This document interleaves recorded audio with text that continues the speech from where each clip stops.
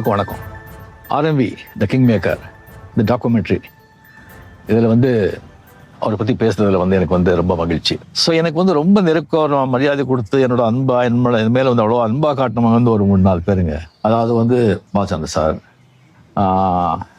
So sir, கொஞ்சம் Arunachalam, RMV sir, இவரெல்லாம் இல்லைன்னு சொல்லும்போது சில டைமில் ரொம்ப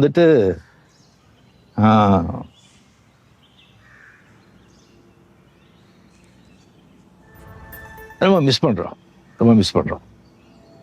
அது இந்த பாஷா விழாவில் 100 days விழாவில் அவர் ஸ்டேஜில் இருந்தார் ப்ரொடியூசராக. அந்த வெறிகுண்டு கலாச்சாரத்தை பற்றி நான் பேசினேன்.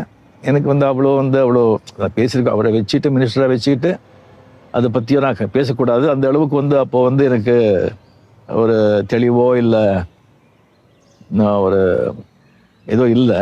அதை பற்றி பேசிட்டேன்.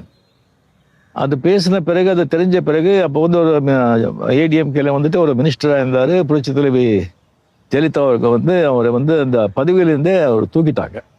மினிஸ்டர் பதவியிலேருந்து தூக்கிட்டாங்க.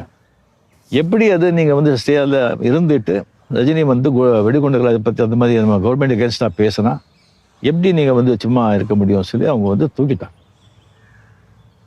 அது தெரிஞ்ச உடனே எனக்கு அப்படியே எனக்கு ஆடி போச்சு. எனக்கு என்னடா இது என்னாலே தான் இப்படி ஆச்சு அப்படின்னு சொல்லிட்டு நைட்டெல்லாம் எனக்கு தூக்கம் வருது.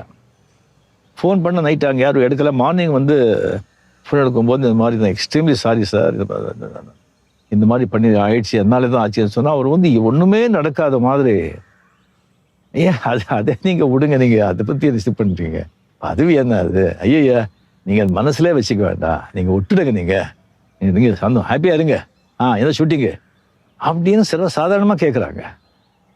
எனக்கு அந்த தெலுங்கு எப்போவுமே அது போகலை. ஏன்னா நான் தான் கடைசியாக பேசினது. நான் கடைசியில் பேசின பிறகு அது எப்படி மைக்கை பிடிச்சி அவர் பேச முடியும்? மதிப்புக்குரிய சிஎம் ஜெயலலிதா அவர்களுக்கு எதிராக நான் ஒரு குரல் கொடுக்கறதுக்கு சில காரணங்கள் இருந்தால் கூட இந்த காரணம் ரொம்ப முக்கியமானது. அதுக்கப்புறம் அவர்கிட்ட நான் சொல்லியிருந்தேன் ஃபோனில், நான் வேணும்னா அவர்கிட்ட நான் பேசிட்டா இதை பற்றி சொல்லும்போது, ஐயோ வேண்டாம், அந்த அம்மா வண்டி ஒருத்த சேஞ்ச் பண்ண மாட்டாங்க, நீங்கள் பேசி உங்கள் மரியாதை இங்கே இழுக்க வேண்டாம், அப்படி நீங்கள் சொல்லி நான் அங்கே போய் சேர வேண்டிய அவசியமும் இல்லை, நீங்கள் விட்டுடுங்கன்னு சொன்னாங்க. அந்த மாதிரி ஒரு பெரிய பெரிய மனிதருங்க, king maker, real king maker.